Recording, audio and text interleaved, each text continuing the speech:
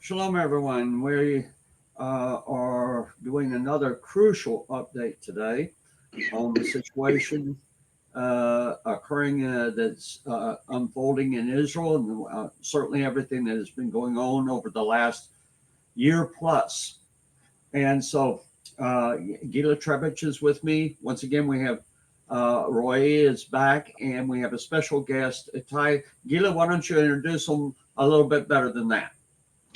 The special guest we have tonight is, hello, first of all. Hello, everybody. Hello to all the viewers of GLC. We missed an update last week, so we hope to make up for it this week. So we have our regular guest, Roy Shaposhnik, Major Roy Shaposhnik, reservist at the Barak Brigade. And the special guest is Itai Melchior, who was a member of the National Security Council in Israel after a long service in the Israeli IDF intelligence. So we'll try to do an update that'll be exciting and interesting. It's always exciting here. There's never a boring moment. Not in the Middle East. Right. Well, the big news has been the ceasefire. Why don't we start there? Okay, so if y'all can tell us what is actually going on and when will things take place? So if you all remember, we did say that we think that it's going to be a kind of a deal. And luckily for all of us, yesterday we've got the news, and Israel has agreed together with Hamas into a certain terms of releasing the hostage and starting a process of a ceasefire in Gaza. It's going to be a long process. It's talking about a first phase that will take about 42 days, which in that phase we are going to get 33 women, children, and oldest hostages that are about to release and to get back to Israel. In return, mostly alive. That's the big. Item. Yeah, that's a big important item. Yeah. True. The main thing is that Israel is about to pay a very heavy price in return, and to release more than 1,000 prisoners that has been captured. Some of them, by the way, has been captured during 7th of October, but still, that's what it is. The brigade itself is right now inside of Gaza and trying to maintain the order of the humanitarian aid that is coming through Jordan, and making sure that it goes into the right hands and not being controlled by the Hamas. And we are all waiting for Sunday, when the first transaction needs to actually to start. So on Sunday, the prisoners will begin to be released. How many are you expecting at first? Somewhere between 3 and 5. All right, between 3 and 5. Every day. Yep. And Israel accordingly is going to release the Hamas prisoners in increments. There is a kind of a price list. I'm sorry for using that phrase, but for each person there is a number of prisoners from Hamas that will be released. Some of them will be released straight to Gaza. Some of them will be released abroad, in order to make sure that they are not returning to do any kind of a terror activity. We all know what's that worth, but still. But this price list is actually something that is important because it's categorized the value of a live hostage into a wounded hostage and so on and so on. And And that's a woman soldier and a soldier, yeah, everybody has a price tag of prisoners that are being returned. It's and interesting that. Yeah. Sorry, as opposed, we just see every deals happening between Russia and Ukraine. It seems that they're equal, and one Russian is equal one Ukrainian. When it comes here, the Hamas itself is claiming that one Israeli is worth dozens of their people. So that's an interesting point, also. It is. It is. Yeah. Now, you mentioned about the humanitarian aid and setting up perimeters to. It's been well known about Hamas. It never comes out the way that it comes in the American press. Okay, Hamas gets control, and then it goes to Hamas, not the people. And so, what's being done in that accord? This is one of the big questions that has not been answered yet, because throughout, despite what is portrayed in the media, there's always been aid coming in, and a lot of it. And Hamas, as you said, had taken control of it and has used it for both the monetary gains and for control. There is not yet a solution. There were talk about some kind of a defense contractor doing the distribution, but this has not been resolved yet, and it's something that people are afraid to touch, because in the past, when there were attempts to have local families or clans manage the distribution, they were murdered by Hamas. So I don't think we will see anybody local who is willing to take it on, not on behalf of the PA or anyone else. And the question is, will the world be able to create some kind of a structure for this? I personally doubt it, and I'm afraid that we will see Hamas using again this aid for their benefit. Just to add to what Itai mentioned, we as soldiers and the IDF is actually struggling. We are trying to keep Hamas away from the humanitarian convoys that are entering through the humanitarian lane. The problem, the main issue is that they are getting closer every time. They are trying to even hijack the trucks, which also puts in jeopardy the Jordanian drivers that are bringing the humanitarian aid. So right now we have changed a little bit the method. We have decided that we will offload the entire aid into a kind of an open area, and we will control remotely by using the tanks the people that are coming nearby, and trying to eliminate the access of the Hamas into that place. Okay. Now, you mentioned about Israel withdrawing from certain areas. My understanding is the Rafah crossing is one of these areas. And is there concern about this becoming an avenue for Hamas to resupply with weapons and further smuggle terrorists in, even take hostages out? That's the big fear, that they'll smuggle the hostages out and take them to Iran or God knows where. Yes. Certainly. So the question you're asking is not a new one, and the question of the Rafah crossing has been on the table even back in the days when I was at the National Security Council.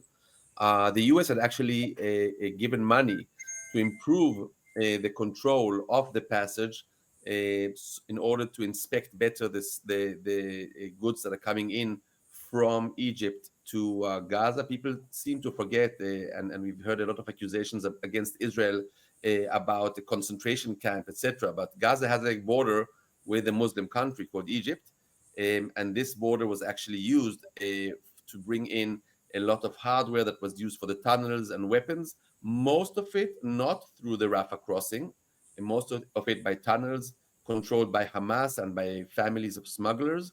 And so I dare to say that Actually, the Rafah crossing itself was not the weakest point of smuggling. And again, we hope that whatever comes in place of Israeli soldiers, and it's not really clear if we are leaving in phase one the border itself, what is called the Philadelphia corridor. But if we are, the question is who will control this corridor and who will make sure, despite the fact Israel destroyed many of the tunnels, who is going to control the new tunnels and how we can stop smuggling and keep Gaza demilitarized. Right. So I'm sorry, basically- Joe.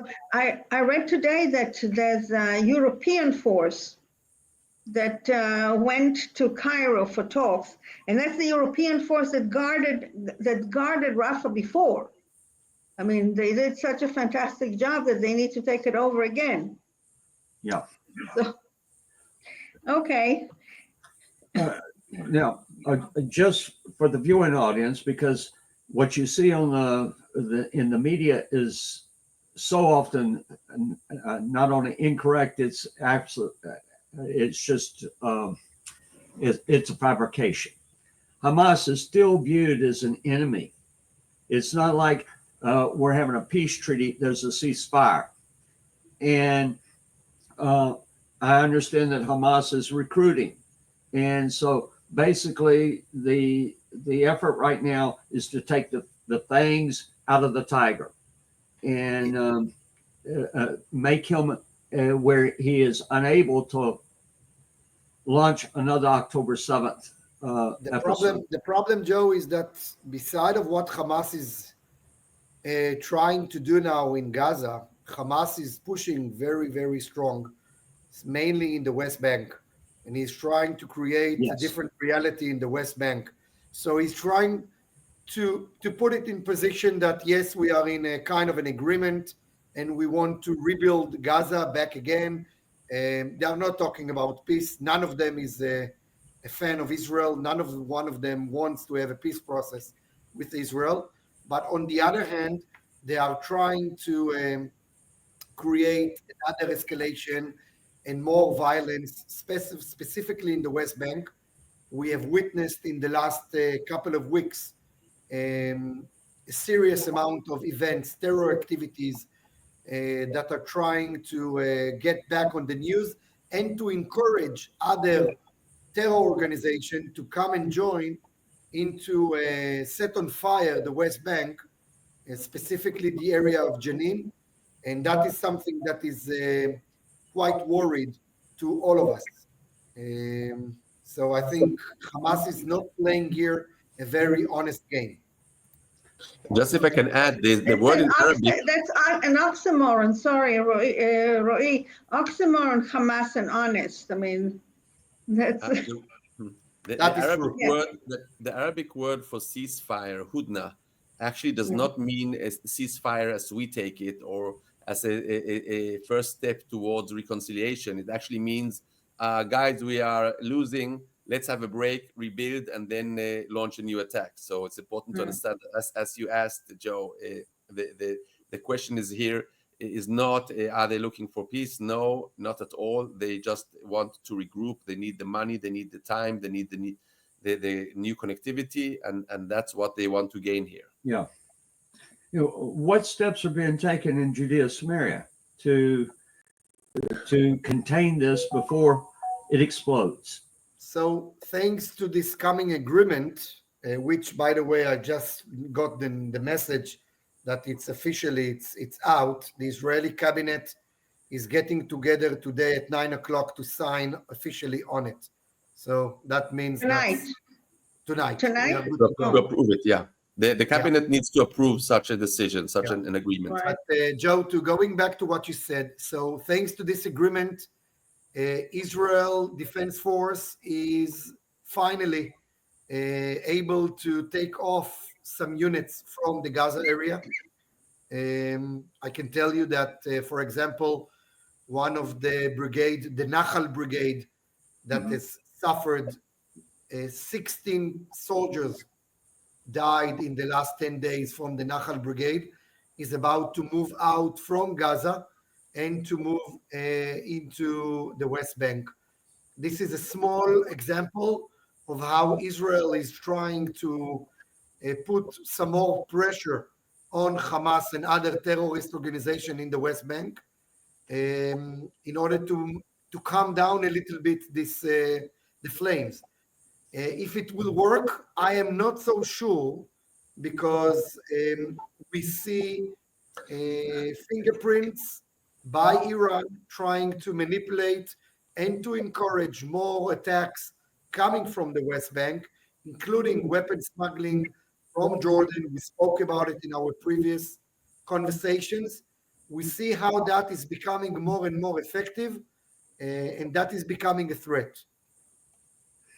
Just a commentary. You have to respect the new president, President Trump. No West Bank, Judea and Samaria, please. Done. He said he can't use these terms. Done. Thank you very much. Okay. Okay. Well- Did I interrupt somebody's thought? I'm sorry. No, no. I have a question back on Gaza. Suppose Hamas opens fire on Israelis during this ceasefire. What would happen? In essence, again, the details are sketchy, are not fully out yet. The understanding is that the agreement is similar to the agreement in Lebanon in the sense that Israel keeps its right to defend itself. So Israel cannot go on the offensive and initiate anything, but in any case where there's a threat on soldiers or civilians, Israel has the right to attack. And again, I believe that once there's a new boss in the White House, Israel will be more at ease with these activities. Except Yes. there's a catch. If you attack, they're going to say that you're breaking the agreement and no more release of hostages. Not We quite don't true, have that Gilla. in Lebanon. Remember that right now in Lebanon, you have managed to kill more than 51 Right, but there's no terrorists. hostages in Lebanon. Yes, but still, you didn't see Hezbollah firing back to you. So this equation is a little bit changed. And so. I think, I hope so. as well in Gaza. Yeah. It's difficult to tell. Myself, I'm not very optimistic that Hamas will keep the deal, certainly all the way, and we have no confidence what will happen in the negotiations for phase 2 and 3. So therefore, yes, you're right. We saw it in the last round of hostage situation in which they only returned part of the deal and they stopped the deal at some point. We hope they will keep to it. I don't think that incidents will affect this process. I will put it like that. Hopefully, we I pray. will put it like that. It's the best, worst deal that we could get. The best worst deal. Yes. Yep. Okay. And I think, and this is my personal belief, and that's about that, we will have the first phase and that will end over there. The what? Okay? The first Oh, phase. you have the first phase. Phase Well, that's number one, tremendous. That's tremendous because 33. yeah. Because the first agreement that was some months ago in May, they said May. only 12 hostages, True. and now So we're I talking about believe 33. personally- So I believe personally that it will, we will get the 33 hostage Amen. back. Amen to that. And then I don't think Hamas has a knowledge of where the rest of the 45 remain, and those are already dead bodies, and I have doubted if they know where they are, and they will start to drag their feet, and that's about it. That's my opinion. Okay. What's the situation in Syria? Syria is actually quite interesting, I have to tell you. So I'm going to give you the update from my side, and then I'm going to give Itai to give you some of the news that he knows. Yeah. So the 74 battalion is still in Syria. They are doing amazing job. But You know, there is already starts with small seeds of enemies that we see. The rebels are coming back towards the border. We are starting to feel that the pressure is coming from there. But Itai will probably will tell you we're going to have a new enemy over there, isn't it, Itai? So, in this team here, Roy is the only one who's actually been to Syria. And so he's been there and seen it. My knowledge extends both to my background and also to relations that I've kept with many people in the Arab world, some in friendly states, some in less friendly states. The situation in Syria is not over, and I know the world is trying to embrace the new regime, but it is an extremist regime. And then on top of that, they have Turkey as a sponsor, which is not a very friendly regime. And my question usually when I'm asked about Syria is, which Syria are we talking about? Because Yes. de facto, we have several Syrias.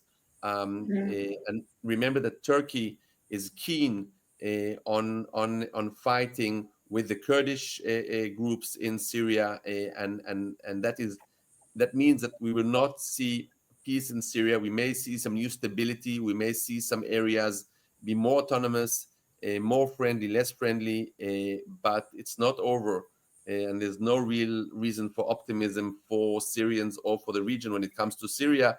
As an Israeli, there used to be a saying when Iran and Iraq were fighting that we said we wish both sides good luck. Right. In essence, as long as they're busy with each other and not with us, that is a blessing for us. Well, But I can tell understand you, that Joe, I can tell you that the Golan Mountain is green and full of visitors, and all of a sudden there is such an amazing blossom that is coming from economic point of view, which is a good sign. And back to what Itai said, I just hope that it will keep it like that, but not optimistic too much on that side. along that note, Gilla, you've been a lifetime guide for tours. Right. Do you see that returning? You've been in not a choice retirement, but not too many tours. There's some people try to reserve. Not before Passover, that's for sure. Not before Right. April, May. What's encouraging is that a lot of airlines are resuming flying to Israel. That's I good. still don't see the American Airlines. I saw the group that's Swissair, together with Lufthansa. Brussels Lufthansa Air, Group. Brussels Air, Swissair. They're Lufthansa. starting. I beg your pardon? Lufthansa. Right, Lufthansa. They're starting. They're saying they'll start for February 1st. But there is Now, a February new 1st. airline company that is starting to fly now direct to the States, beside Right, of El Al. right. Arkia. Yes. Arkia is starting direct flights to JFK. Correct. Right. And just So- on the note of tourism, we spoke about tourists from overseas, but is in internal tourism is actually Israel. flourishing. It's really difficult Right. to get rooms up in the north. Everybody wants to go, and after not having been able to go to the most beautiful area in Israel, and I'm sure that the viewers that have been to Israel know that the north is green. Right. Many important touristic sites is for the Christian communities. And so I believe this is going to be part of a big economic boom that we are going to see in Israel. And I think that 2025 economic statistics are going to surprise many experts even. Yeah. I know Yeah. this. We'll all speak at once, okay? I know that right now, if I came out and said we're going to put together a tour, there would be no problem filling it up right away, because people people that are supporters of Israel, they want to support Israel. They want to come. They want to be with. And part of it is to see the country, but part of it is to say to the Israeli people that we're standing with you. We're with you. Yeah. And we're ready. We're ready. Plus, you have an insured visit to the Barak Brigade now. Absolutely. So, We are waiting for you over there. Well, right. I love the tank. He drove a tank. He drove, Joe I drove a remember you Merkava told Mark me. III. Yeah. Yeah. And you can So- see some footage that I took pictures from Gaza yesterday. So you can see our guys. This is the unit that their tank is the one I got to drive. True. So definitely, we are all waiting for you guys to come over and to visit us. That will be amazing. Just come anytime, Joe. It's Anytime. important. It's important to mention that the Barak Brigade has been, I think, maybe the most mobile brigade. They've fought on all fronts. They've been in Lebanon, in Syria, in Gaza for a long time, very well esteemed. And I think the results and the work that has been done by the tank brigades in this war have actually changed perceptions for military experts around the world. Very good. Yeah. Very good. I think soon we'll have a new tank brigade, at least one, right? Yep. Okay. Instead of the ones that were closed down. Well, Yeah. the reality is that there's going to have to be a strong Israeli army until Messiah comes. Okay, that's the way it's going to be. And the moment that you slack off, the enemies will take advantage of it. And so you've got to be vigilant. You've got to be ready. And this community, one of the purposes of us doing these updates is to bring you information, but also to generate support, to help them financially with the needs of the soldiers. And you think about it, Israel's a small country, and they have been wars on all fronts going for over a year. And Seven fronts. 7 fronts, yes. And so there's only so far that they can go with the expenses and so we need to step up into the gap. If you want to donate, the little icon up at the right hand side, you can scan that. It'll take you to JerusalemTempleStudy.com to the David Fund. All the donations go directly to the army, to the needs of the army. And we were able to send some money that has arrived. Yesterday I sent it, or yesterday I believe. It's already there. They've already got it. Oh, I have to say a special thank you for the ladies of the Deborah Battalion of Deborah.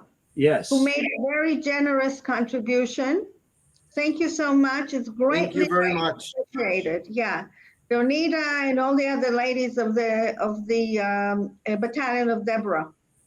We're very grateful, and it's going to buy a bunch of bulletproof vests and helmets, tactical Thank you helmets very much. for reservists, for the reserve soldiers. Thank you, everyone. We've run out of time for this morning's update, but we'll keep you posted as we go. Shalom, everyone. Shalom.